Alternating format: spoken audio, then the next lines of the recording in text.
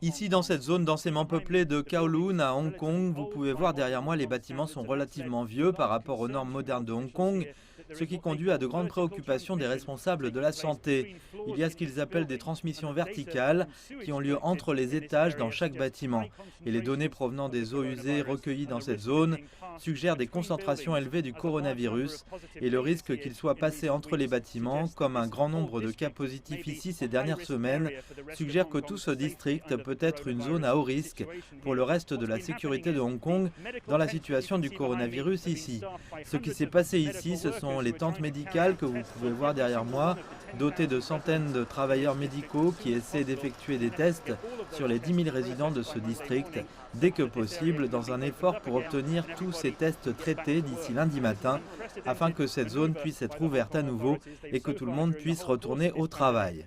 Il s'agit d'une décision sans précédent prise par les autorités de Hong Kong.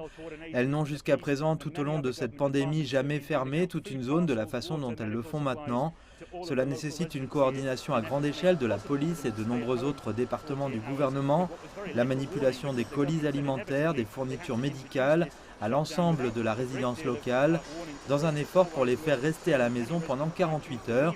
avec très peu d'avertissements parce que le gouvernement a dit qu'inévitablement, il avait dû introduire cette fermeture sans beaucoup d'avertissements pour les résidents.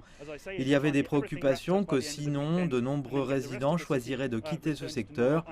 et de compromettre la réussite de cette opération. La chef de l'exécutif, Carrie Lam, a indiqué que c'était l'opération la plus efficace. L'objectif est de tout emballer d'ici à la fin du week-end et de remettre le reste de la ville à la normale et, espérons-le, d'obtenir un plus grand degré de sécurité pour que cette zone à haut risque, qui a représenté près de la moitié du nombre de cas la semaine dernière à Hong Kong, puisse être quelque peu maîtrisée comme risque potentiel de propagation du virus.